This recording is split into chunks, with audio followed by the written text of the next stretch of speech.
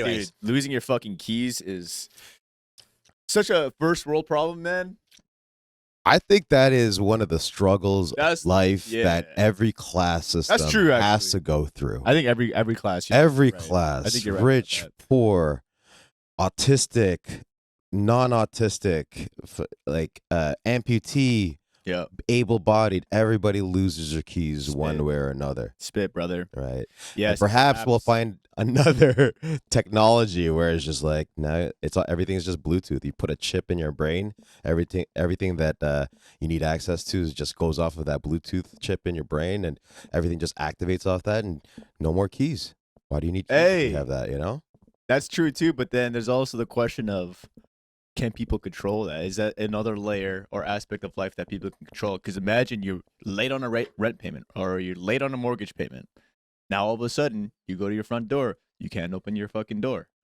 And the plot thickens. This is exactly where a lot of these conspiracy theories are heading towards, or not heading towards, but it's talking about, where you have these, people that are pedophilic, demonic worshipers that are trying to take over the world and be the celestial dragons of IRL, and basically be able to, if you don't, what do you call it? If you don't comply, we turn off your money. You can't do anything. You're a slave. We're looking at you, Elon. Elon, man, please don't fuck us over. Please don't fuck You us have, over. Please. you have what it takes. You actually have what it takes You have what it takes to really fuck over society, if you think about it. But before we dive into all those other conspiracies, we do have a jam-packed agenda, shall I say. There's a lot of shit happened this week, man. Where should we start? This week was a very eventful, sporadic, and hyperbolic kind of week, would you say? Yeah, well, first off, I think it was a big week for our channel in general. Now, let's celebrate the wins, whether they be big or they be small. Yeah. We just doubled up our subscriber count to a grand total of 23. Let's go. Go, baby. 2 of our videos, 2 of our shorts. So this is the first week that we also put shorts in our, we started uploading shorts, and you did a great job of putting those together. But 2 of them in particular, I think the one that I got flamed in the comments for being a casual. Yeah, we both got flamed. 3.7K or 4K views on that one. I was hyped for that one. Yeah. And then you uploaded the longest win streak. The longest win streak. I think that's sitting at 14K. What? That's at 14K, brother. No way. Yeah, man. And guess what? So one of the guys at the gym is a social media, he's an online marketer, right? That's what he does as a living. So I've been picking his brain and whatnot. Yeah. And he's like, are you putting any money in it or anything like that? He's like, are you boosting it? I'm like, no. He's like, oh, it's all organic. I'm like, yeah. Like all organic, meaning we literally just uploaded it, didn't do any marketing behind it or anything like that, right? And he's just like, that's really freaking good. What you should do is, if you want to blow it up even more, is actually pay for it to get it's kind of like boosting posts on Instagram. You could do the same thing on YouTube, apparently. Right. But I'm just like, you know what? That's great to know. But at the same time, I'm not too concerned about that. Yeah. I like the idea of just organically growing from there, and then that's not even a primary focus right now anyway, right? The primary focus is working on this skill of podcasting, and I think that last week that we had was a really we're building a lot of momentum, and I'm just happy where we're at, bro. Yeah, I think doubling 23 subscribers, baby. Doubling the subscriber rate was huge. That was a huge morale boost. 2 dig, baby. We reached 2 dig from our A subscribers. The A subscribers. Whoever, shout out to you guys. Shout out. You guys have been with us since the beginning. I know Boyan's one of them. I know some guys from the gym. So if you're listening to this 19th episode, appreciate you guys for sticking with us. Hell yeah, day ones, we won't baby. When we make it to 3 digits, even 4, possibly. If we ever do a Patreon, the first 23, I think, you'll just get a free sub, bro. God damn, man. Yeah, let's keep riding this high. But yeah, I agree. I agree that I would like to keep that organic too. I just think that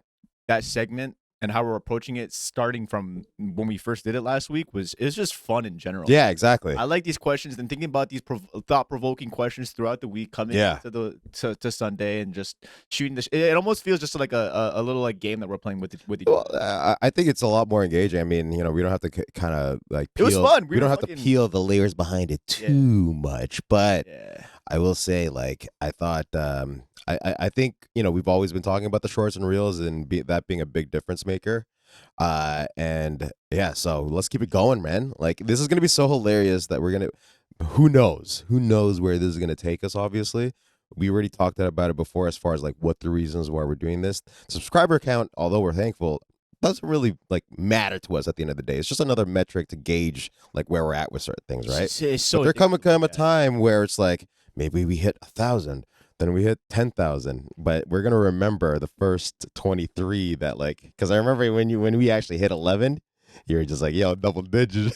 Yes, let's fucking go. Yeah, let's go, man. That's what it is. That's what it is. It's just reaching those checkpoints, reaching those milestones at every single time, at every single turn, right? As you're going through the journey. And while it is fun and it is addicting, and it's probably to a degree unhealthy to look at comments and things like that. I got flamed. Just try not to do it. Being a casual. Just try not. But to be fair to myself, to show grace to myself, I wasn't expecting those questions, so it's just like I was just trying to be on the ball about it. And there it came with the first. And another thing is like, so what if I don't know all these UFC facts? I don't go deep. Like, yo, you want to call me a casual? Yo, see me on the mats, my boy. Come through. You want to call me a casual? I'll casually strangle that ass. Yeah, you got hey, shout out to those guys, because you're engaging at the end of the day. I love it. Whether they're hating or whether they're loving, they're engaging. Yeah, they're exactly, and they're supporting one way or another. Exactly. So shout out to you. Shout out, man. One of you 14. Keep flaming, boy. Keep flaming. Keep flaming on. So yeah, that was a good shout out. That was a good W on our part. Let's keep that ball rolling. But again, I like the idea of keeping it organic. I agree 100%. Yeah, no, exactly. Because at the end of the day, it's not the main focus. It's not the main focus, but it's like right now, it's not the main focus. It's just a barometer. It is just one factor to the quote unquote success of the channel and whatnot. I don't think it's. I don't want to be chasing subscribers. You know what I mean? Like if you come here, you like what you see, you like us, and you're down to hang, come through. If you don't, no big deal. Yeah, you know what I mean. It's kind of it's interesting how content's evolved. It's become so. It's almost. I want to use the word commercial, but I'm kind of scared to use commercial because at the end of the day, mainstream. I think is probably is that what you're getting at? I think the angle I'm coming at it is more commercial in the sense, and maybe there's a better word for this, but commercial in the sense that you have to have a strategy, and there's a certain strategy. Like when you're using the, I think of the shorts, and the reason why I want to keep it organic is because with the shorts, I almost look at it as kind of like hook, line, and sinker. Like that's a thing that people are going to. That's exactly what it is. It's you're fishing out there with the shorts, and then you're trying to direct them to the main like long form stuff. Okay, the way I look at our model, it's basically the Joe Rogan model, as if he were to start today, but with like the shorts added to it. Yeah. And when I say the Joe Rogan model, I'm talking about how we don't necessarily have a strategy from a marketing standpoint or anything like that. We're just organically growing it the way that Joe's is. And you could call us a hack for what it is. I don't care. But look, it worked for him. Nope. We're using a model that's successful. And at the end of the day, we're focused on being authentic. I don't want to be doing shit that's like, oh, like that's the most hot thing right now. I'm not really interested in it, but I'm gonna kind of fake interest in it just to kind of get more followers. Nah, that's not us. But the reason why I also use the word commercial too is because I think of like content. For anyone starting content now, it's pretty much akin to starting a storefront, right? Like starting a brick and mortar store, say back like 100 years ago. You know, when they didn't have the internet. They were on horseback, right? Like you needed a storefront. Like that was like for your storefront, you needed things that would attract people to come inside the store, right? So those things were like adverts on newspaper. It would be like things that would make your store look pretty from the outside, so people are enticed to come into your store. That's what the shorts are to me.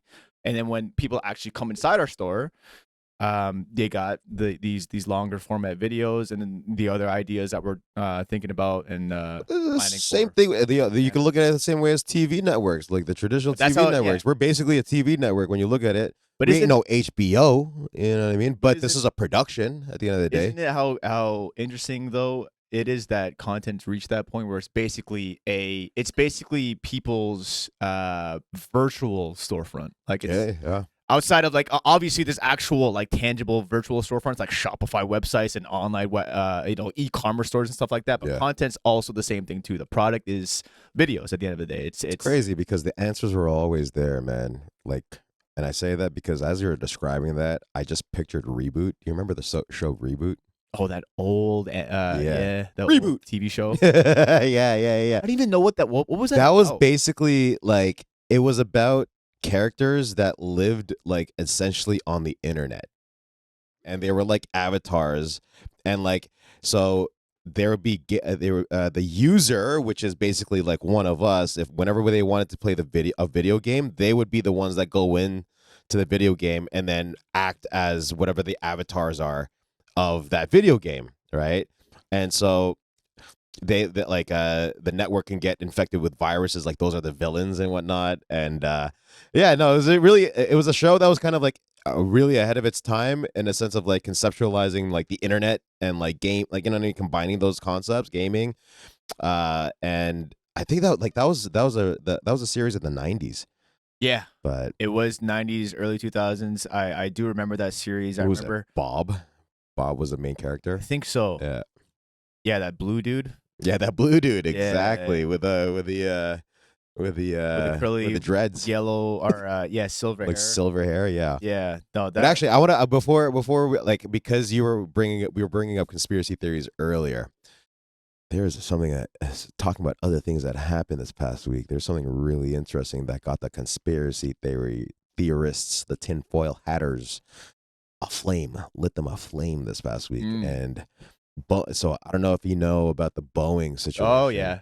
And the whistleblowers. Crazy. Brother. Dude, what's up with that? Honestly, I read maybe like a half article. I don't know anything about it, but just surface level reaction. So a little bit of context, obviously, right? So Boeing is obviously one of the biggest aircraft manufacturers in the world. They compete with like not only on self-defense but also commercial airliners with like other big time manufacturers like your Lockheed Martins and Airbus or whatever. I don't know about that industry per se, but they are one of the biggest players in the companies that create commercial airliners, right?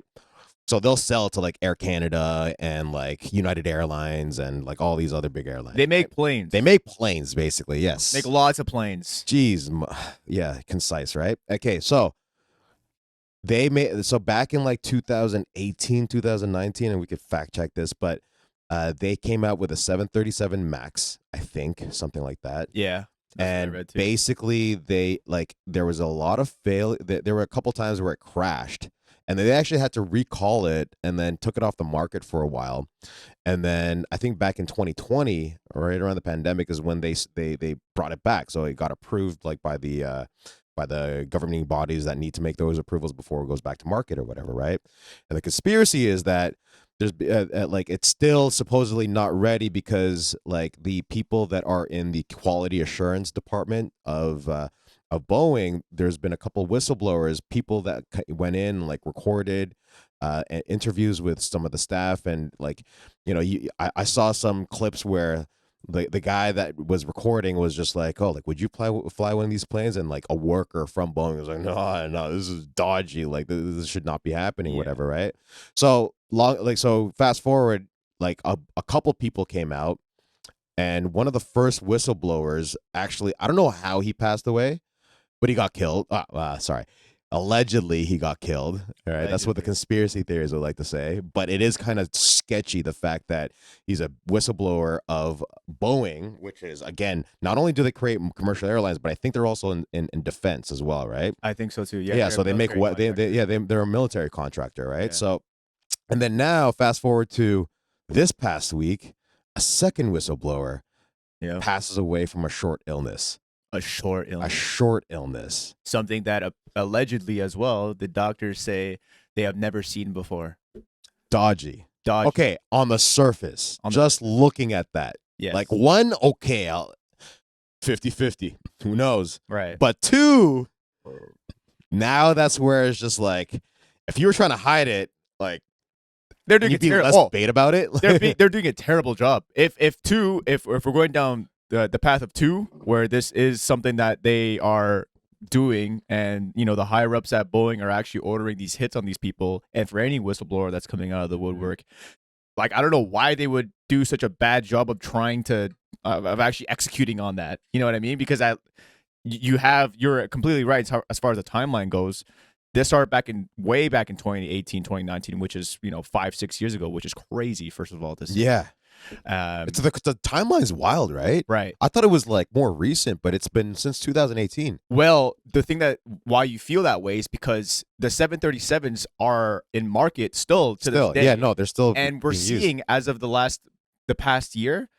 You've seen those clips of like the doors coming off of planes and all these other things that are happening, all on social media. Those are all 737s, I'm pretty sure. Those are all 737s, right? Or Boeing planes, yeah, right? Maybe like, can we look up real quick? Like, is like what are these 730? I bet you we're like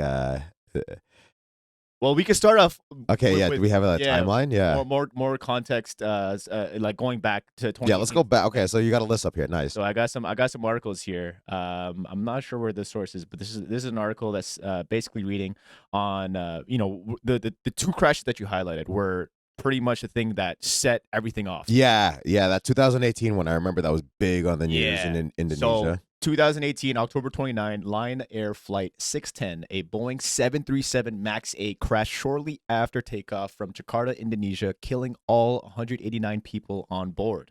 Investigators identified issues with the MCAS system and pilot training as contributing factors to the crash. That's also another thing, too, the pilot training. So there's also some right-wing conspiracy theories. There's conspiracy theories all over this. On both sides. On that are covering everything. That's interesting. This is probably one of the things that both the Blues and Reds are going to get on the same page on.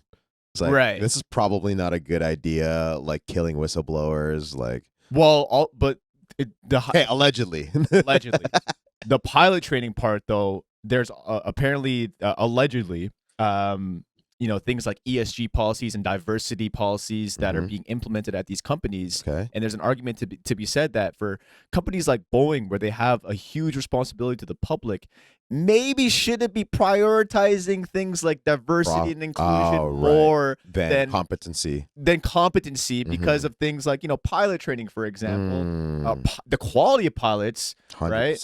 Or maybe that's not even Boeing's. Maybe that's actually the airliners. It's the airline, yeah. But same thing could be said for those companies as well, right? I think that across the board, that's a shit policy. Like, it comes from a good place. Right. Don't get me wrong. Like, look, I'm a big believer in that we are all the same at the end of the day. But it's our differences that will make us, like, it's what makes us beautiful, like on an individual basis and as a people, right? If everybody was on the same, like, assimilated culture, everybody has the same, like, same, like, you grew up the same way and you have the same culture all the way through, how boring would that be, right? So I'm not here saying like, oh, diversity shit and da da da da. What I'm saying is, to your point, across the board, governments, public, private industry, it should be about competency. Obviously, there's going to be a little bit of nepotism, but just because you don't want to be putting somebody in a position where, God forbid, they have power that would affect like public safety, for example, just on the back of like the color of their skin, 100%. Or because of like the way that they identify themselves. That sounds like a terrible idea. So I don't understand like why, like how this is getting through. You know what I mean? Well, I definitely think for companies that have that kind of responsibility to the general public, it should be weighed far less than like, say, a Starbucks.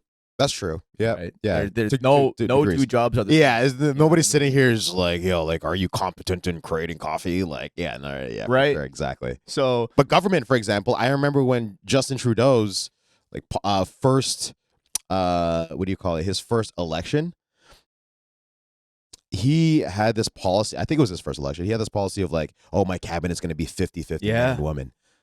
And I remember just being like, bro, like what? That caused a lot of controversy for sure. Like, why don't you just put the most competent person in there?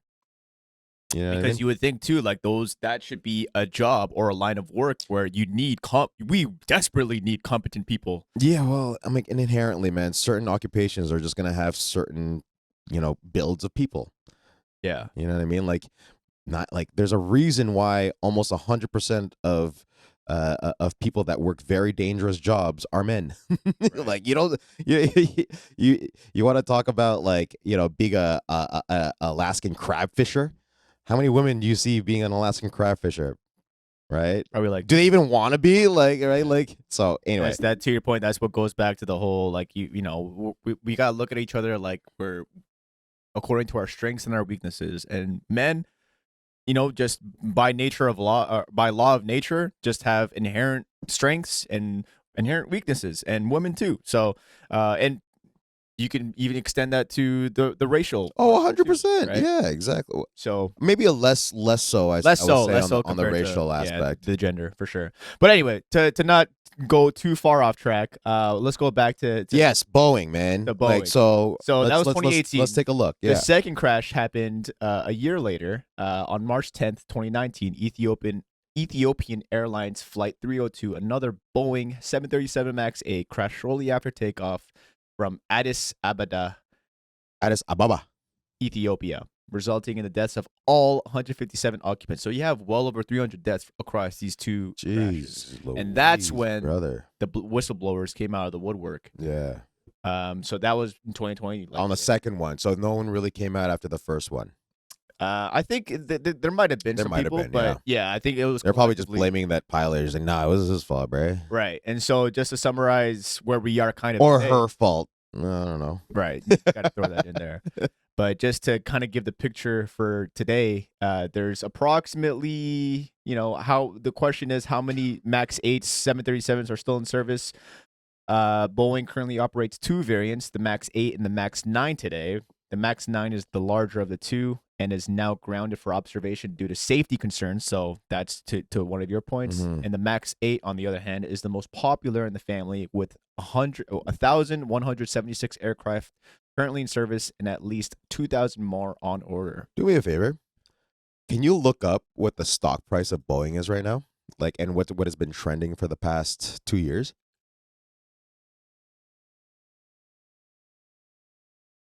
Let's look into that. I wonder if it's like this news has been affecting it. Yeah, put the time scale to like a year. It took a hit when? What is that? 2021? 2020. That's when everything this is when the whistleblowers came out. Yeah, go to Max. I want to see what happened in 2018. Oh shit. Where's that big drop? What's that big drop right there? So here, this is the thing, right? So we're looking at this chart.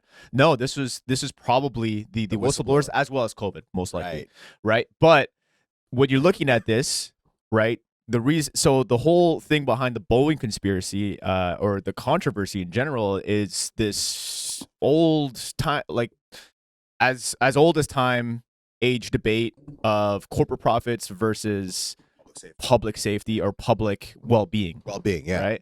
And so the reason why these whistleblowers came out, or just in general why these projects were rushed, the 737 max 8, the max 7, were in an attempts to get them on schedule, get them rush them out. You rush them out so that they meet deadlines and they're able to maximize profits, right? And so you see that impact being made over here back in 2018, right? And then, obviously the events of 2018, 2019 with the crashes came, and then COVID, of course. And so they took a hit in their stock price. But that's basically this is where all the QA is coming from. This is where it's like that's the origin, is that because of priorities internally, because of like priorities to the stockholders. They wanted to rush it. They wanted to maximize those profits, and instead of taking public safety, which probably if they ran analytics and said, "Oh, if we wait, we're probably going to lose stock price." So I think what we're saying is that this could be a case of obviously, I think on the surface, Boeing prioritizing stockholders over public safety. 100%. Yeah. 100%. Yeah. So now fast forward. Not a crazy take. It's not a crazy take at all. Because that's just, inherently some would call a flaw of capitalism. If you were to indubitably deduce this situation and take a 360-degree holistic perspective of the matter, I think you can conclude on the fact that this is indeed something that is fishy. Right. Just based on, I mean, I couldn't have said it better myself, because now you fast forward to 2024, you have these whistleblowers that continue to fight against Boeing. There's still an ongoing case against them. Boeing's reputation now is at an all-time low. Even before these happenings, these supposed alleged killings. So even before that, now now for me, it's just like as someone, again, that's only on the surface on this, right? It seems a little far-fetched for someone that has any decent amount of just thought or just strategic planning to, while you're at your lowest, to now go and kill off. Doesn't seem like a very good idea. It doesn't seem like a very good idea, and it seems like almost too easy. You know what I mean? I don't know. Like, what's the play here? Because what is the play? Because if the whistleblower already blew. That's it. They already blew the whistle. They already blew the whistle. So for the like past what 6 like years. does that mean that they had this could just, is it just out of vengeance, and it's like, yo, you fucked us over, maybe we're gonna fucking get you. Like you already said everything that you were gonna say, but we're gonna fucking get you anyway. Like the play makes no sense. The play makes no sense, and that's where I'm coming from as well. Even if you were trying to cover, if let's just play fantasy world, right? If that was the case, where it's just like, okay, like somebody Boeing or somebody in the Department of Defense was just like, okay, let's kill these whistleblowers. That like, okay, what can we deduce from that? Maybe that they have more information. They had more things to whistleblow on. But what is there, like what more could, what did they actually whistleblow? Is that the QA thing? That things past QA, right? That we brought it up earlier. This is where you could take the conspiracy theory another level deeper. Boeing is a huge military contractor. Yes. But or who's one of the biggest Department customers? of Defense. But what I'm saying though is, but that's like, see, the play still doesn't make sense even looking at that. But so even if that was the case, I still think of it as like it's more out of vengeance more than anything, because this is just strictly commercial. This is not military. This is commercial. So it's just like, even if let's say the military, some clandestine friggin' organization within the military, within the defense system or whatever, were to call out that hit, and then like, what do they gain from that? They don't really gain anything. Well, they gain the fact that maybe this person or these whistleblowers that might know a thing about these government contracts and the military are, they might whistleblow have on more that, information, right? Yeah, and that's how you obviously protect yourself. Right. And we've seen, and that's something that's not rare. That's something that, is completely plausible and has happened in the past. Like, we know that the government has. So what we're implying is basically those whistleblowers worked on other projects that were probably military based as well. And so the military is just like, you know what? Instead of taking a chance, they were just whistleblowing on the 737 stuff, but they know other shit too. Right. Instead of taking a chance, we'll just take them out. We're just making shit up. We're in fantasy world. Yeah, fantasy world we got alert. The tinfoil fantasy world alert. Okay, don't come for our necks. All right, because we only have 23 subscribers. We don't have that much influence. Because exactly, because at the end of the day, like, we asked this question last week: is the government capable? We know the government. We know the U.S. government. Wait. Finish that. Capable of this? Capable of what? Of offing, bro, is grass green? Like, exactly. Is the sky blue? Exactly. Like, of course, bro. So it's not. It does seem far fetched, but when you actually look at these bodies and these entities, and do you ask the question, or if you ask the question, are they capable of doing it? The answer is a blazing yes. If you really doubt the government's ability to do something like this, do yourself the favor and look up MK Ultra. All right. MK Ultra was basically a program that the CIA put together in response to fears that the Russians during the Cold War were looking into techniques to mind control and psychological. It was basically like warfare on the psychological front. What the hell? And so they carried out illegal experiments here in Canada too. In Montreal is one of them, where they were testing things like LSD, mushrooms, like all these different weird ass techniques on the general public without their knowledge, in hopes of developing techniques for mind control, more or less. I probably butchered that to a degree, but I don't think that's too far off the mark. So this is actually where, if you look into the Charlie Manson case, I think so there's a conspiracy theory that he was under MK. He was part of the MK Ultra program. So we're not gonna go into a rabbit hole on that, one for today. But again, going back to the question about whether or not the government's capable of something like this, I think that is 100% within the realm of possibility. 100%. But still, fantasy world. Still fantasy world. Land, okay? There's no proof for any of this. This is just tinfoil hat. It's just two brothers talking shit. To the internet, where this is, the internet's become the place where people frequent to talk shit. Look, man, all I'm saying, man, is something smells fishy. Yeah, going back to Boeing. There's something funky in the air. Something's funky in there. Something's funky. And I don't know how much of it is strategic, Jedi mind tricking and getting the public to kind of look and interpret these cases in certain ways. But at first glance, if you're thinking like these people were really truly off by someone related to Boeing, like, first of all, why? And second of all, why in the sequence that you're doing it in? Why in the order of time are you doing it? Because again, like, these guys blew the whistle.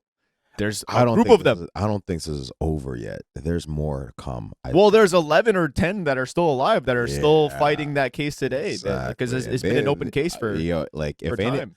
Like, you would think that, and I don't know, maybe they are already, but you would think, if this is the case, that the FBI, which handles like internal.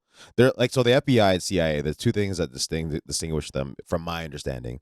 CIA is like anything external. They don't have jurisdiction internally, right? The FBI has everything internal, and so the FBI, you would think that given that they're servants for the public, because they're a federal agency, that it's in their best. It would be in their interest to put like protection for these whistleblowers. You know what I mean? Right. Like, I don't know if they are. Are they? Or, like, think about it this way. If you're a whistleblower, you would think, and then a company was actually doing some illegal shit, i.e. Boeing, right? You would think that our version of the FBI would send help to you just in case, right? Or at least protect you in some sort of way.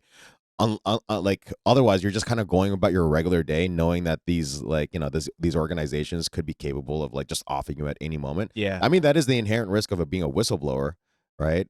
For anything that kind of has that military kind of connection. I think if you're a whistleblower for any other company, I think, or at least companies with less I don't know how to say, like, let's say if it's just a tech company, for example, I think if anything, you just lose.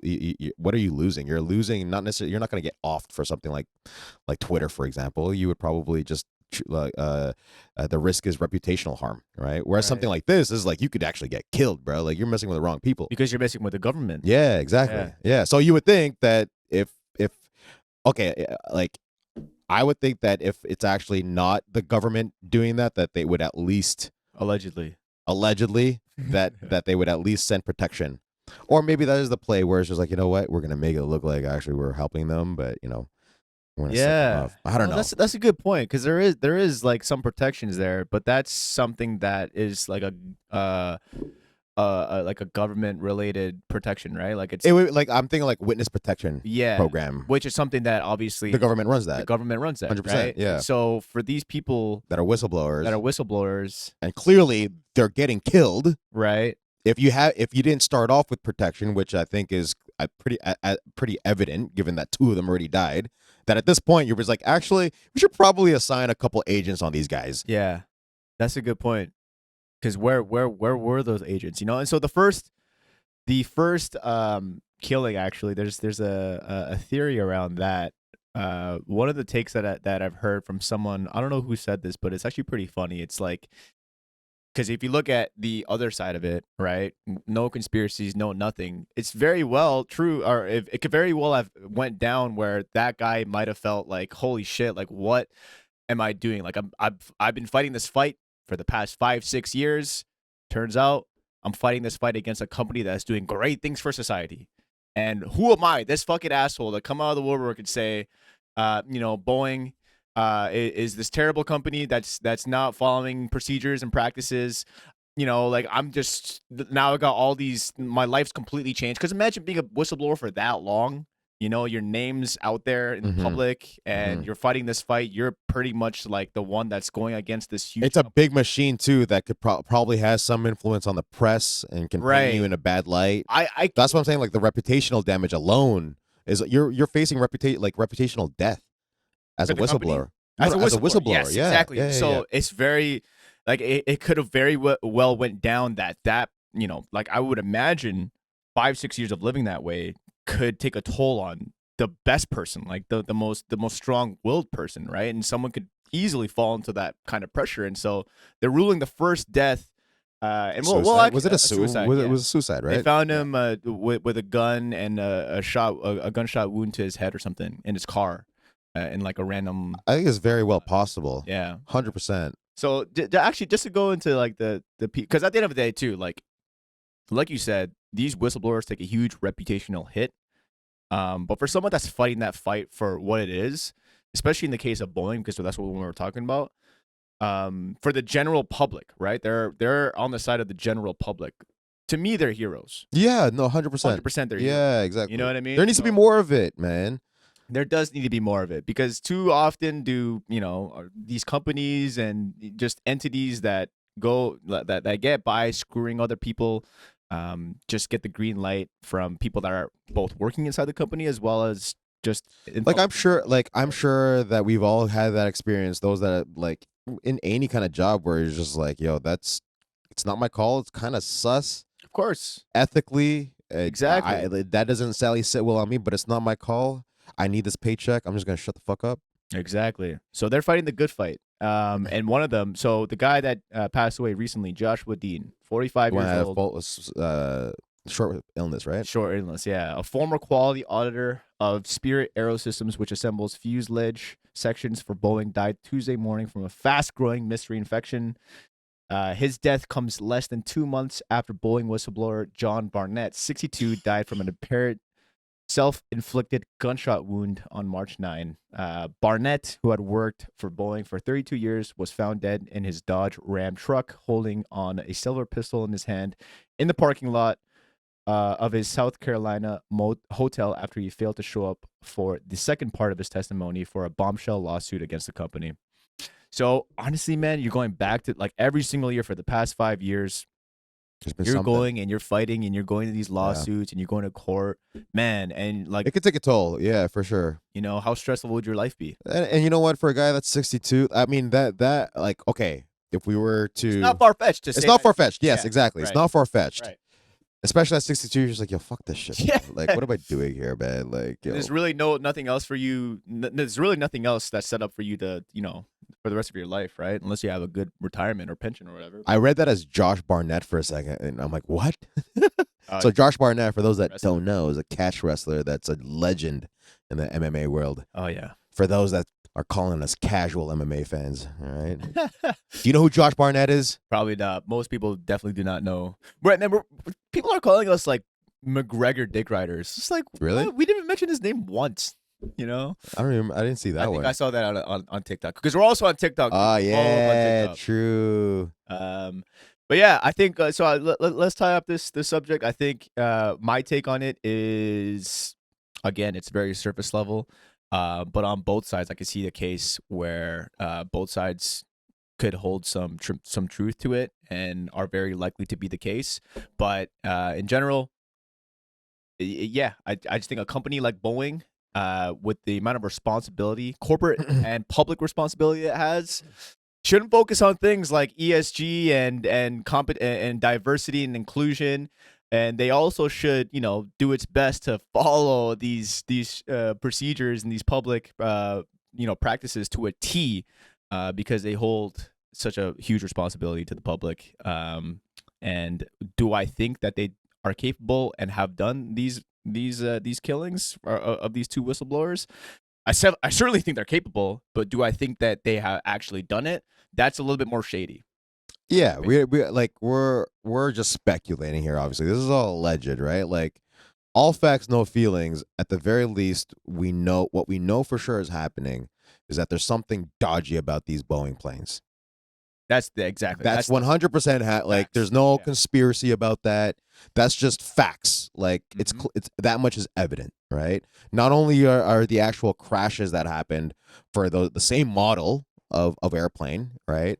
But also, what happened? Oh, but also, like, there's also the non crashes, like the doors coming off and like things like happening unexpectedly, and that's like, think about. Okay, let's not go down that path. I was going to talk about how, like, how much of this news do you see on the mainstream? You don't really see much. Like, No. You would think that it's a bigger deal, but it's not. I mean, there's obviously, just in the zeitgeist of today's society, there's just so much information that, who knows, maybe it is. Like, I know I don't check all the news agency places to really confirm that. You know what I mean? Yeah. But I'm just talking about, like, in the general public, like, I don't know what the awareness is for the general public, like, in terms of the safety of these Boeings. You know what I mean? Yeah. No, we just kind of just play, like, as the public, we just generally it's Generally, weird. people are just very passive anyway. So Very passive in general, but also we just put so much faith in that if it's on the market, road, yeah, and it's in there and it's rolling in and that's our flight, we just go because we need to go, first of all, and then we like, they just, like, it's kind of crazy though, because relatively speaking, it's actually okay. Let's just be honest here. Relatively speaking, it's not as bad. Can you imagine, like, going on like the first few planes?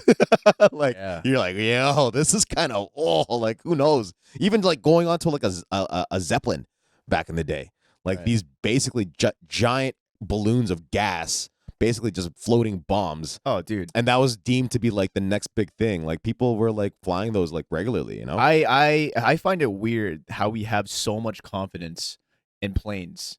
I think so. Like, I don't know how true it is, but I've heard that it's actually more safe than cars. Statistically than cars. 100%. 100%. Yeah, if you look at the numbers, yeah. Also, though, too, it's a fucking plane that's in the air. You know what I mean? Like, we have so much faith in these in modern engineering and these companies that manufacture these planes that, for me, it kind of, like, I'll tell you what, the last flight that we were on to Mexico, to and from, dude, I've had, like, the first flight, it might have been because I was under the influence of some substance, but I had like 5 panic attacks every time we hit freaking what's it called? Turbulence. Bro, I had like 5 panic attacks, man. Yeah, like, you're tripping, I was tripping, bro. I was like, man, this could be it. Like, you're in the throes. Bro, there was one turbulent. There was one that we hit where I literally, like, grabbed onto Steven's leg. I was like, bro, and I was like, oh. Did you make that noise? Like, I made it, but, like, obviously, the plane's too loud to actually, like, hear anything. But, like, under my breath, you could. I was. Kinda, have you seen that Bill Burr bit? No. You're just like, suck it up, be a man. Like, where he's talking about probably, like, being on the plane. Or just like where they hit turbulence and he hears a guy behind him going, and then Bill, in his mind, he was getting pissed off. He's just like, be a man.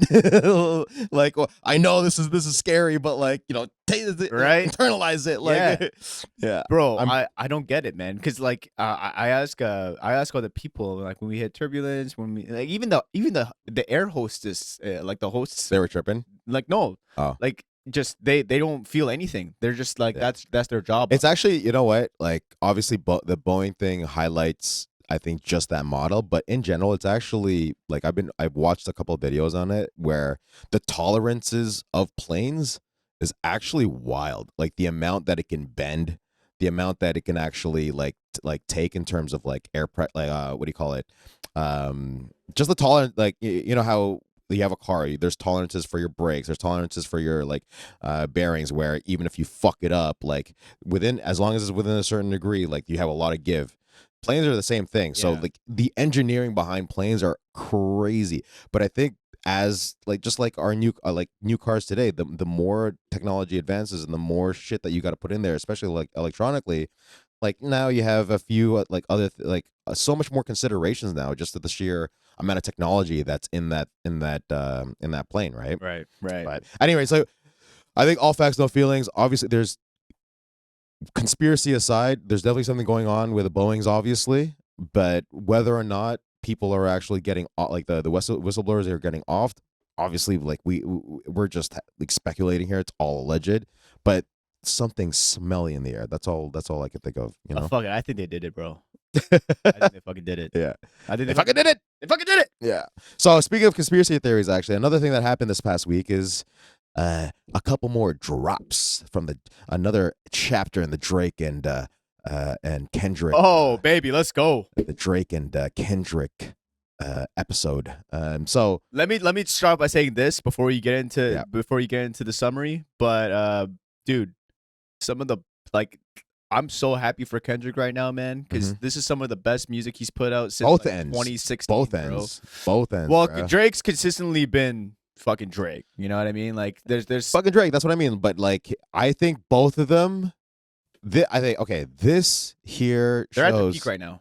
This here shows the importance of having a good sparring partner. Yeah, because you could bring out the best, or not even just a sparring partner, but a good opponent.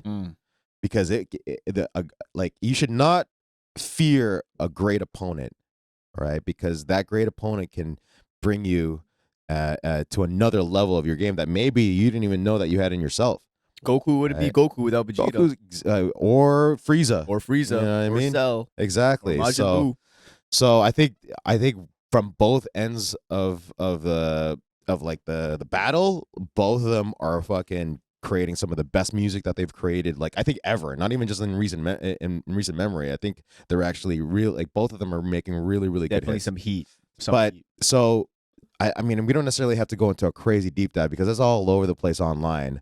But what was where are we at? We left off talking about what did we talk about on the last episode? What happened last week? I think Kendrick just dropped, right? He dropped Euphoria. No, I don't even think he dropped Euphoria at that time. Did we go over Euphoria? Okay, so I think so. So what happened? So Push-Ups happened, then Tailor Made happened, and then Kendrick drops Euphoria, which is the most direct shots that he's taken at Drake. Basically, Euphoria, I will say he basically just reiterated a lot of what was already said by like guys like Pusha T, Rick Ross, and all those guys, but obviously his own take on it. 616, this is where he took it to another level. Yeah, that was he sowed the seeds of doubt within the team, which is a great move. But more to come on that. The beat's obviously nasty. And he used like that 616 metaphor alone is like a quintuplet, sextuplet, which Drake asked for in the track. Exactly. In Push-Ups, I think. In Push-Ups. It might have been Tailor Made. It might have been. I don't know. But either one. So then Drake responds with Family Matters. So that's where it starts becoming a little weird.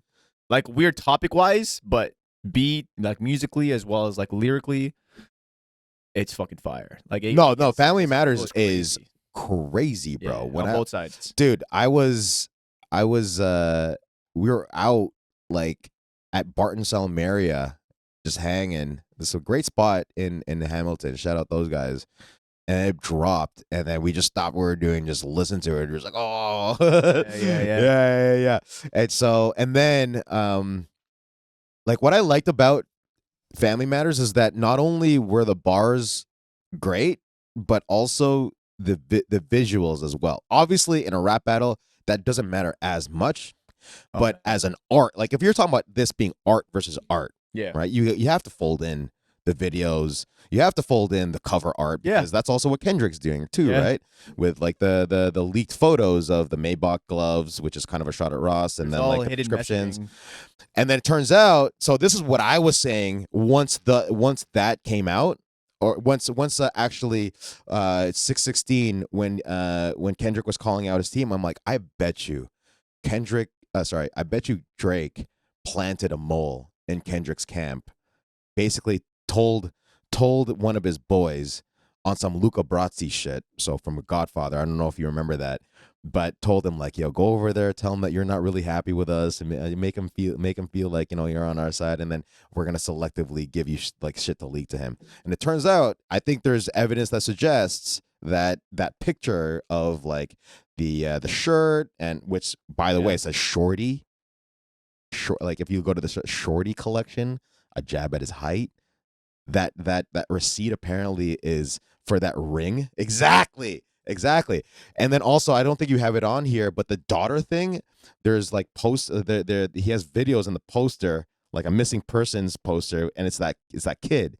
So I think that all adds to the evidence, like, you know, that adds to the conclusion that I think it's more likely that Drake actually, you know, planted that mole, and he baited Drake. He baited Kendrick with that false info. And so yeah, like for the Kendrick, like, you know, the Kendrick hazards, like, yeah, that's just the daughter thing, you know what I mean? Like, even without the daughter thing, like everything else, which it is, but I think it's such a sick move for Drake to have done. I also think it's a sick move for Kendrick to do back to back, to drop back to back like the way that he did as well. And it seems pretty evident that he has more in the chamber too. He does, man. 100%. He has a lot on our boy. He has a lot in the Sixth God, man. Because how Kendrick responded to Family Matters, 15 minutes or 20 minutes right after it dropped across all social media, Kendrick drops "Meet the Grams." Yeah, I liked it. Meet the Grams was. What did you think of it? Meet the Grams was.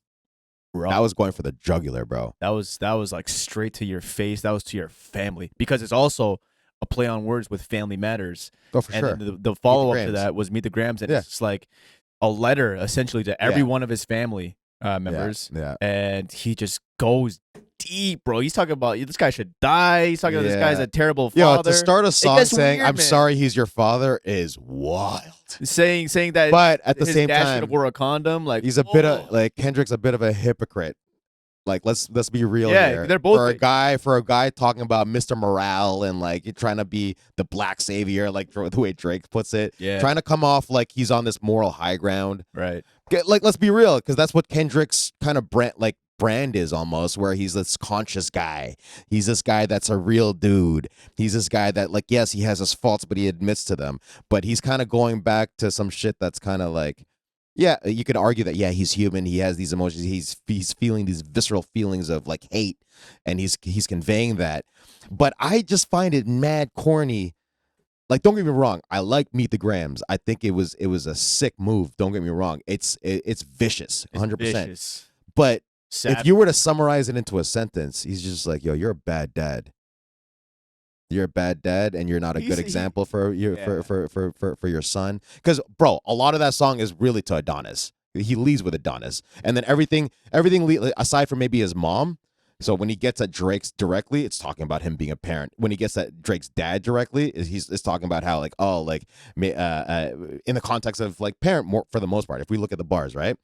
So what I'm getting at is just like, yo, like, no, it's. I think it was more than him just being a shit dad. I think it was more him, like, specifically being just a bad person. Bad person. He should die. Yeah. He has like his last line in there is basically hinting at like, fuck a rap beef. He said something along the fuck a rap beef. Like, you have a lot of shit to work on yourself. Don't get me wrong, but this is what I'm saying about the Kendrick thing. Is like, so do you, my guy. Yeah, 100%. So like, where do you get off? You know what I mean? Being on this moral high ground about being a good dad and shit like that. Right. You know what I mean? So that's the one thing that I found kind of corny from Kendrick's side.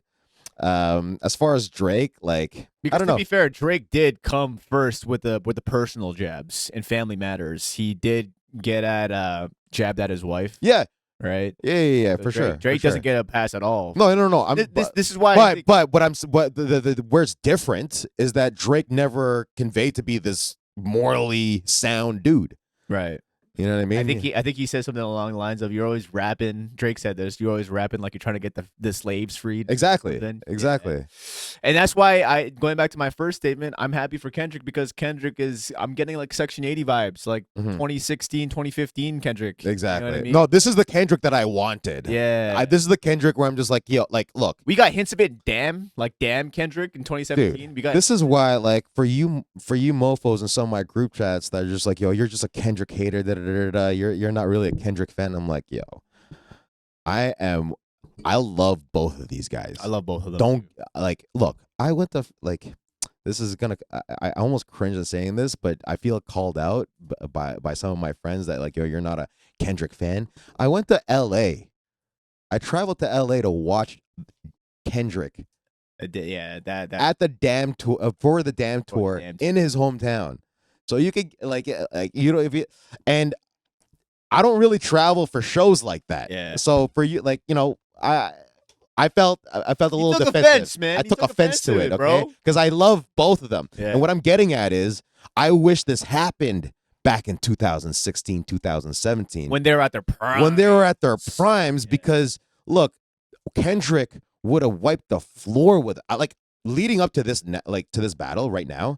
I always thought that Kendrick would wipe the floor with Drake.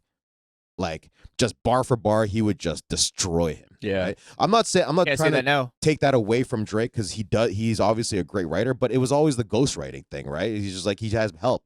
But also for the Kendrick fans here to think that Kendrick's not getting any help from other people.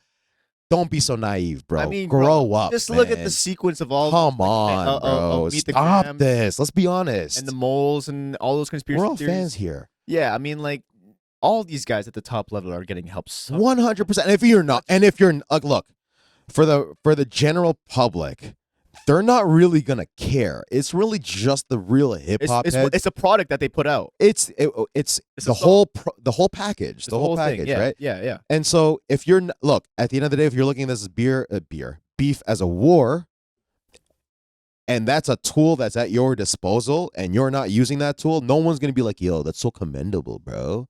Like he has Baby Keem, one of the sickest writers there, but he's not really he never, you know, he never asked Keem for help, bro. Like, come on, man. Come on. Stop this. If you really think these artists are sitting in their, you know, in their in New York rooms, apartment. In the New York apartment, they got the lights dimmed down, and they're just there with a notepad and just writing. Stop this, man! It's a whole room full of people, bro. 100%. And if Kendrick doesn't have a war room and he is doing this by himself, bro, you are the black savior. You are the black savior. Maybe I don't know if that. I just hate that J. Cole is kind of in the sidelines here because it is really like, in my opinion, and I think I love the memes. Yeah, like he's kind of just catching strays at this point. He's kind of just there, and he did it to himself. He did it to himself. But it's not really like J. Cole's. I don't know. Like I think J. Cole recognized that he's not really involved in this battle at the end of the day. He tried to get just involved. Gracefully bowed out. I think he had I don't know, because I looked at it one of two ways. Either he knew that it wasn't his, but at the same time, he knew that he couldn't just like not respond to it. So maybe he just planned on like responding to it with that track and then gracefully bowing out. You know what I mean? Yeah, exactly. No, but like just to be like, at least in my mind, I responded. Right. With my own ego, like I could rest easy that I responded and I stood up for myself. But at the same time, but you know what? Let me just bow out. Because it's not really about me at the end of the day. I'm not really involved in this, right? And he's like, I don't think he has a competitive nature to him the same way that these two do. You know what I mean? And so that's like one option that I saw. The other option that I was thinking of is like, maybe he didn't plan for it to that degree. He just went with a gut reaction. And then afterwards, in reflection, he was just like, bruh, probably shouldn't have done that actually, because now I just involved myself when actually I don't really want to be involved. So let me just gracefully bow out. So that's how I think it played out. One of those two ways, right? Yeah. But yes, he is catching strays and kind of deservedly so. Like it's like I think it's more likely that it's the latter, because if it wasn't the latter, then like maybe like Drake would like he could have been a little bit more calculated with like maybe talking to both sides, like, yo, like I'm gonna leave this to y'all. You know what I mean? It's really about you two anyway. I'm gonna gracefully bow out, and True. And both of them wouldn't have, and both of them wouldn't have sent strays. But I think the fact that both of them are sending strays, especially Drake, I think leads me to believe that it wasn't as calculated as the first option, where it was just a gut reaction, and then now he's just like, oh fuck, I gotta bow out. Yeah, You know what I mean? yeah. I think that like if what you're saying is true, which is very possible, yeah. Talk about like just the shittiest way that it could have unfolded and went down, for J. Cole, that is. But I think that in general, when it comes to this beef, it's just getting weird now. It's getting weird with all like the personal stuff, and don't get me wrong, musically, I'm hyped for both of them because these are some fire beats, fire production, Yeah. fire lyrics.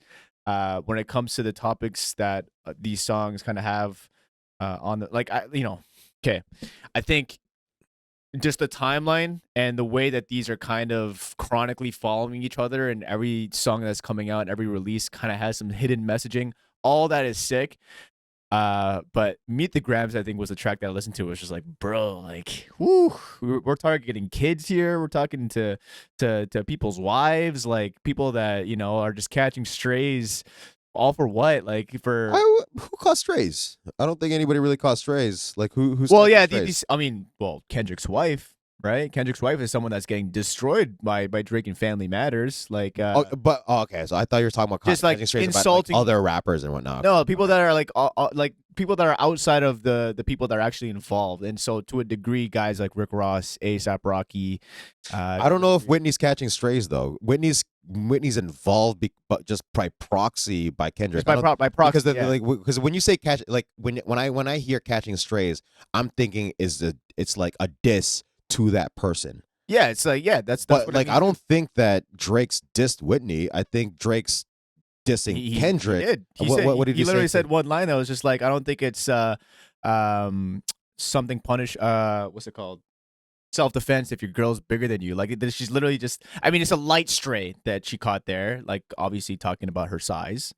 But it's just like, why even like Is that I don't think that's a stray for Whitney though. I think it's a diss directly at Kendrick in that you're smaller than your girl, so it's a self defense. He's not calling Whitney like big. He's just saying that Sure. Kendrick's smaller than his girl. Yeah. Okay. So Yeah. then there's also, I mean, it's just weird with He's like, not diss. I don't think bringing he's Adonis dissed into Whitney. it too. Yeah, it Like, is on weird. Kendrick's part. Yeah. Like basically, Like, I don't know. It just puts like a bad taste in my mouth. Just keep it between you two. Like, I yeah, get that 100%. There's people that are within proxy that you can target, and it makes for more of a punch. Like there's more of like a holy shit kind of effect to it, because it's a diss at the end of the day. It's a rap battle, right? But going down this path, I think if they keep going down it, it might be a little weird topic wise. I could definitely see it getting How much to a deeper point. that it can it Yeah, get? like That's how, not- like where what's do we the go end from goal? here? Like where do we go from here? I don't know where do we go from here. Exactly. That's where unless like so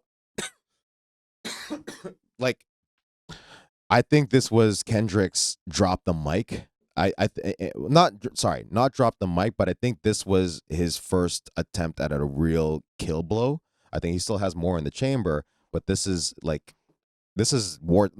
the red button time now. Yeah. You know what I mean? And I don't know, like, unless Drake has some more crazy info, I just hope that they're talking real shit. Meaning, I hope that they're just not making shit up. Alleged stuff. Yeah. Like alleged stuff that can't be confirmed, because the whole wife beating thing can be confirmed, right? With witnesses and like others or whatever. But like other things like the daughter thing can also be confirmed and not confirmed. But as long as they keep it to like real shit and they're just not making shit up, then I don't know. Like I said, like I don't know how much more lower you can go on both ends. Yeah. I think I take back what I said about like Whitney. I think it's more so just the kid stuff. Like I don't want to keep hearing tracks about like I don't want to hear about Adonis on any of these. Yeah, dude, this is why I'm saying, like, when I heard that he, like, first off, I thought it was so provocative that Kendrick would even go there. But then I was just like, this is why. Well, Drake started it off, to be fair. Yeah, no, 100%. But what I'm saying though is, Hey. for a guy that's your brand is this conscious dude, that like has principles and morals and shit. You're like better that. than this, Kendrick. You're better than that, man. Like, yo, keep it on some. Like, if you have a fucking mole in his, if you actually do, this is why I'm saying, like, if he actually had a mole, I think he would have he would have had more info. You know what I mean? And not had to have taken it to that degree, right? Right. But which I think adds more Keep evidence. It rap, baby. Keep it rap. Which adds more evidence to the fact that he doesn't. But I don't know, man. Like I think this just. It's funny because when I say like, oh, like, dude, like he's better than that to some of the Kendrick heads that I know that are real, like they're just so biased. You know what I mean? And it can't really. It's kind of like going back to COVID again. You know what I mean? Like some people are just so in their heads about it. You can't look at things like, objectively. You know? Right. But that's where I was just like, bro, this is so hypocritical. Like this is not like, I don't know. And Kendrick heads will kind of argue that, oh, like he is human, you know what I mean? Like he's just conveying his emotion and how he feels about it. It's like, okay, all right, whatever. So to bring everything up to speed on that, Yeah. so I think Kendrick, on top of Meet the Grams, also released a new track. I forgot what it was called, but he released something again last night. He released a new track. You didn't know about this? It's the one that starts with an N. I forgot. Let me see if I can pull it up. Yeah, I saw it. It was kind of he didn't yeah, like this one here, and not like us. Yeah. Not like us. Yeah. So I think I listened to this as well. I don't think he said anything that stood off the page. No. I think it's also just that's what I thought too. I think this is also just the play on, the play on words there, going back to back, kind of trying to get back at Drake pretty much that way. Yeah. And so the ball's on Drake's court now. That's where we stand as of the timing of this episode. So we'll see how Drake responds throughout this week, and hopefully he responds. But I would say I have to give the edge to Kendrick in this right now, for sure. Yeah, just because he's come out with the back-to-back, obviously, over the past 24, 48 hours. So we'll see how. Yeah. How so like for yo, bro, I see some people online be like, yo, I'm not feeling any of Kendrick shit. I'm like, bro, like get your head out your ass. This is crazy. If you don't feel Kendrick shit, then I don't know if you can really call yourself rap. And we don't even consider ourselves really that rap either. We're kind of just people that enjoy the scene. Like, but I wouldn't consider myself someone that. I'm not like really... a crazy hip hop. I love like. Hip hop. Okay, I will say I like rap and hip hop are obviously one of the primary listens that I have in just my everyday listen. But let's be honest, the past few years, rap and hip hop is kind of like how metal was dying out in the 90s, right? And because like grunge kind of put the nail in the coffin for like metal and power metal back then, right? And that's where you saw kind of like where do you see any hard rock bands nowadays? You don't really see them anymore. Back in the 90s and early thousands, they were all over the place, right?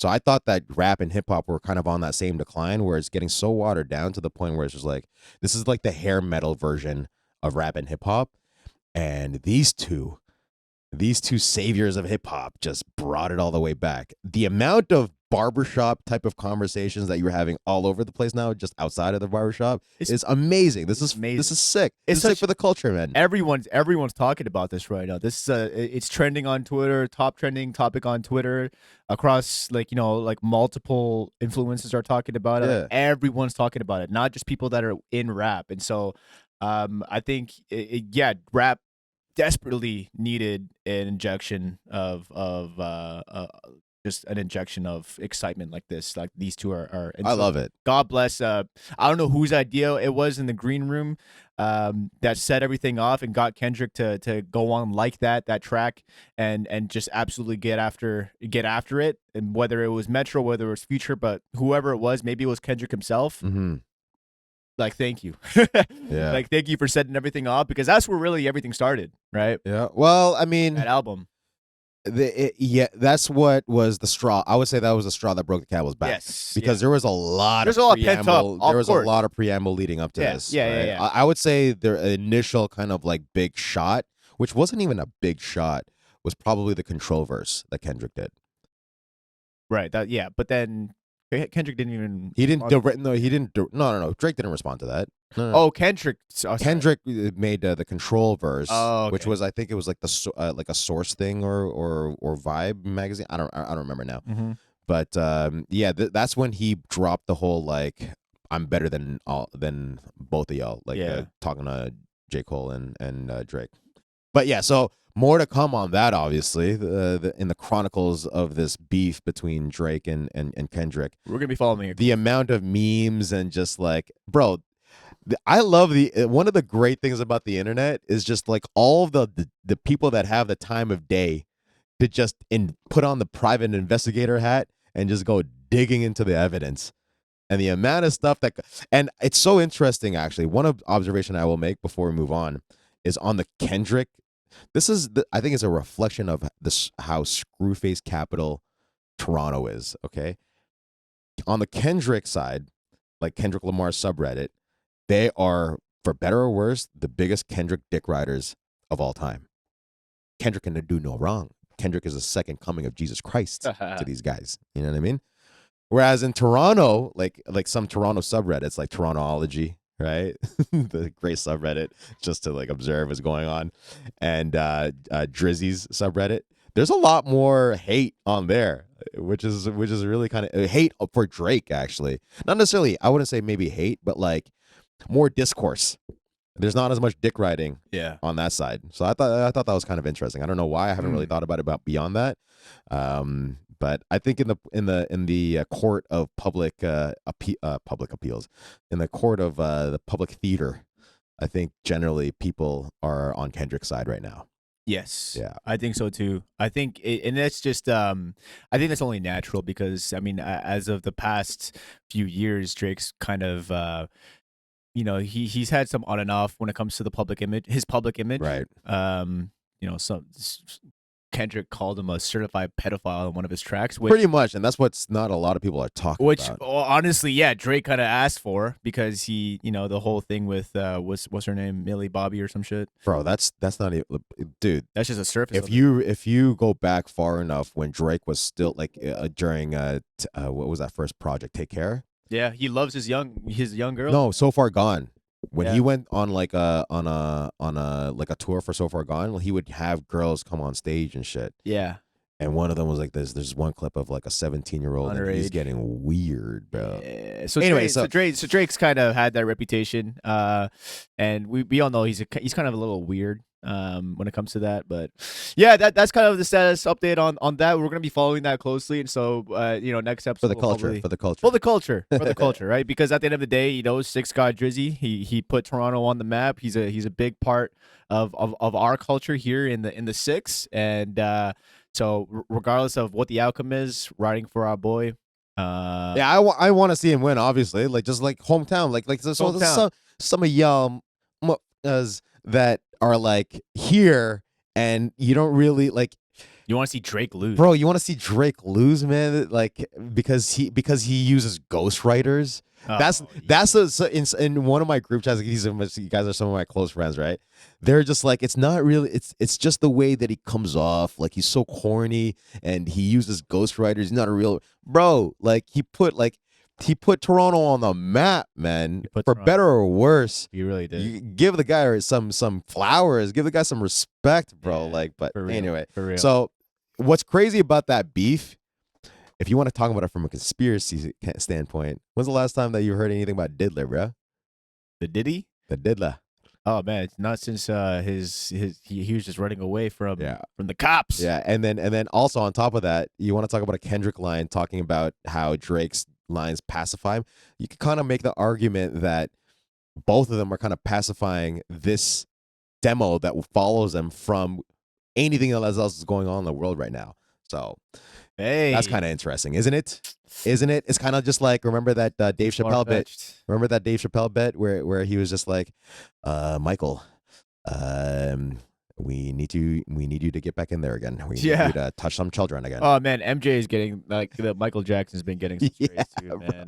Fuck, man, he's rolling over his grave right now. Oh man, because some of the other things that's going on right now that also is getting like maybe not as much attention because of this is the NBA playoffs, and what a crazy playoffs it's been. And what a crazy dude! It's just the first round.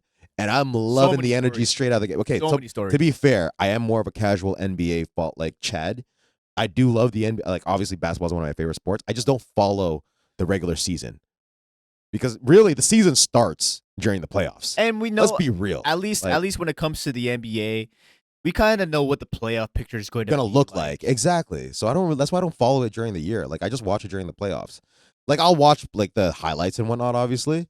But man, so what are your favorite moments so far? What are your favorite? Let's rapid fire through these. So Yeah. let's see. So let's see in the Eastern Conference, we got Cavs and Magic. Not really much to say about those two. I just think whoever wins this series is going to just take the L to Celtics because Celtics were able to do a gentleman's sweep over the Jimmy Butler and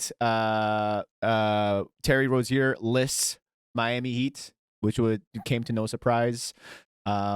Also in the East, we have. Yeah, did you wait? Sorry, before we continue, did you hear about that headline where what's it called? Jimmy apparently on the bus ride home was telling Tyler Hero like 9 for 27, 9 for 27. Love that about the and then Tyler tried to punch him, missed, 9 for 20, and then 9%. Yeah. What a legend. I thought that was hilarious, bro. That's why Jimmy's the best, man. I love Jimmy. He's in my top 5 most favorite players in this era for sure. I have a fucking jersey of him that my brother bought me. Shout out to Jimmy. Shout out to Jimmy, man.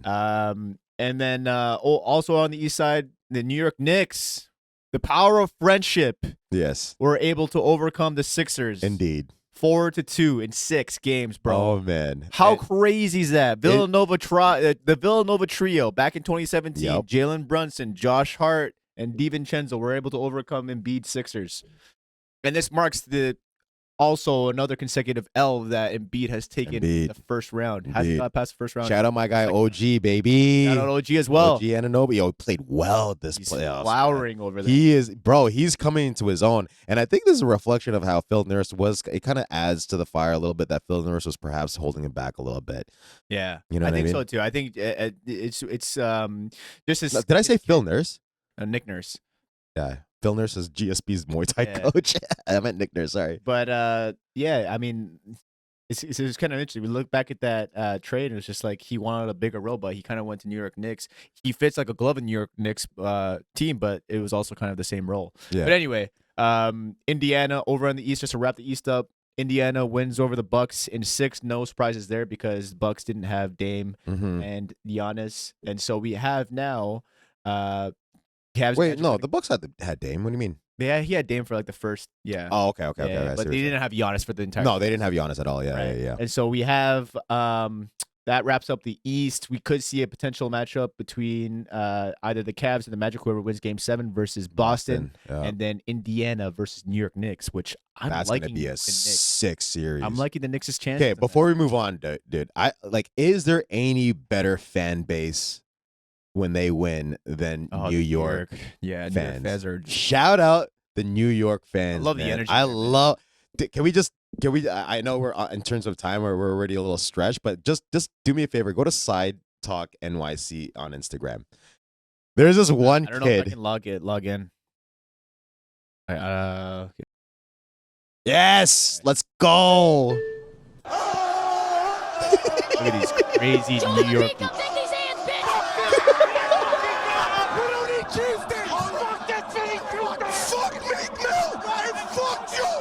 Yo, Philly, you can feel these nuts. When niggas catch you in Philly, we gon' fuck you up. I'll wipe my fucking ass with that. Fucking beat. Smoke some weed. Let's go. Joel and B, we sending your ass to China, so get ready to pack. There's a yo-yo. The Italian fucking Italian. We are the New York Knicks. Suck on our New York Knicks. Go New York, go New York. That was my favorite moment. I'd like Jalen Brunson and the entire New York Knicks run a fucking train on her tonight. Yo, they're so Go back to the guy that says like, yo, we are the New York Knicks and suck on our New York dicks. It's so good. We are the New York Knicks. Suck on our New York dicks. Go New York, go New York. Hey, shout out that guy, man. Shout out to New York, man. You guys deserve this. Thank you for keeping that Embiid streak alive. My goodness. As a Torontonian, I appreciate you guys for what you did to Embiid because we are not big fans of Embiid over here in the 6. I don't think anybody is. Embiid gets a lot of hate, but you know what, man? For Philly, he does right by them. Isn't it funny though too? Shout out to Embiid. Yeah, shout out to Embiid for what he's doing for Yeah. you know for Because Philly doesn't have much else going for them. right. And Bro, so take a walk downtown Philly. Ugh. personally, I don't really like the guy as far as like his game and stuff like that. Like obviously I don't know him personally, but when it comes to him when it comes to me as a basketball fan and just a lover of the sport of the game of basketball, I want to see him at least try to make a good run. You know what I want to see? We'll see. I want to see the New York Knicks win the championship just for the fans' reaction. Yeah, just for the fans' reaction. Oh man, I'm pulling for y'all. People might. I'm pulling for y'all, and when y'all win, I want to see you burn your city down to the ground. Just burn the whole Metaphorically, city, I actually don't do that, obviously, Yeah, no, but you don't know what I mean. Don't do Shit. that. You don't do that. But okay, so that wraps up the East. Yeah. We'll quickly go over the West Yes. because the West's got some crazy stories too going on. So over on the West, the second round is looking. The picture's already been painted. Timberwolves versus the Nuggets. So Nuggets were able to do a gentleman's sweep on the Lakers, which came as no surprise to me. I guess the biggest surprise was Jamal Murray is just fucking him. Do you see that? He is him. You see that Jimmy High Roller video? He is him, bro. Yeah. Like He just turns it on. He's on. He's in like an area of his own, bro. That Even Jimmy more Hyro- so than playoff Jimmy. dude. It's wild. Yeah, just playoff Jamal and JM back. Man's from this area, bro. Yeah, shout out to Pickering? Kitchener. So and then the Timberwolves were able to sweep. That's a huge story. Sweep the Yeah. Phoenix Suns because in the Crazy. beginning of the season we thought the Phoenix Suns with the acquisition of KD and Bradley. Yo, Michael Jordan's son is sick, bro. Yeah, Anthony That boy Edwards. is wild. Dude, they actually, as of the He's timing so of this good, man. episode, they Nuggets and the Timberwolves actually started their first game. And did you see how he iced that game? Crazy. But the whole game, it was close. It was Like, close, It was yeah. like literally, it went back and forth. But yeah, I tuned into the last 3 minutes, and that's when the Timberwolves were able to secure Man, that. second round is gonna be wild. So that's going on right now. And then over on the other side of the West Coast, we got the Mavs versus the Thunder as a second round series. Mhm. That's going to be a crazy series as Mhm. well. Mhm. Because shout out to our another Canadian boy, Shea Gilgeous-Alexander, Yes, sir. putting us on. Let's see if he is able to take care of Doncic, Luka, and Tough task. and Kyrie Tough and the task. tall ass team of the Dallas Mavericks. So that's Tough task. another exciting thing that's happening over in the West. And that wraps up the NBA. Another thing, just before we wrap up this entire episode, on the topic of Toronto and cities in general, dude, we weren't able to break the curse last night in the NHL. Yeah. Unfortunate. Unfortunate. It's So the against Leafs Boston Celtics against the Bruins team, which is like they're not even a good team. They're not that great of a good team. On paper, man. they're not because we're way better. of a way team. better, dude. And we still weren't able to get the Cursed, job done. man. We're cursed. It went Sorry, to a Leafs 7-game series. We lost to them in overtime last night. And that extends the curse another year to, I think, now we're at 61. With the last time we won a Yeah. playoff series against the Bruins, against Boston, was in 1959. So nothing much to add on to that. Is just sadness. Just wanted to just have a memoriam for the Leafs fans, really. Really? Because I don't really watch NHL, but I will say NHL playoff hockey, money. tremendous. Tremendous. There's just too much shit to follow nowadays, honestly. Great product. And then I guess really quick, rapid fire, the fights that happened last night. Yeah, so the fights. Boxing. I thought it was a good Let's start with card. boxing. Boxing, I only watched the Canelo and Munguia fight. Dude, Munguia was looking really good in the first couple of Then he rounds. got that first knockdown. Then he got knocked down, and man, like one of the things that really caught my attention was how much bigger Munguia looked compared to Canelo. But that even with that size, Even with that size, though, like- I wasn't even really rooting for Munguia until I realized that Freddie Roach was his trainer. yeah. And I'm like, nah, Munguia needs to win that. There was a Filipino guy there too. Yeah. That was giving him Yeah, advice. exactly, I exactly. didn't know that either actually until I watched that fight. Yeah, but Canelo, man, shout out Canelo, bro. You could just see that. so good. I think it was the third or the fourth round where Canelo pretty much just figured him out. Yeah, He got a sense of his strength, his timing, the way that he kept pulling back on the punches, man, it was just like, no, he had him figured out. and then pretty much at that point, from that point on, it was just a clinic by Canelo. Yeah, there were some moments by Munguia where he was throwing a lot of really good combos, That's and what he he's known did, for. bro. The other thing that stood out, because it's not to say that he had him completely figured out. He didn't. He got hit quite a lot. Right. But Canelo's chin is crazy. Like, you would think with the age, like where he's at right now, I think it was like what, 34, 35 or something like that. Yeah. But his chin is like, bro, first off, he doesn't have a neck, so that definitely helps.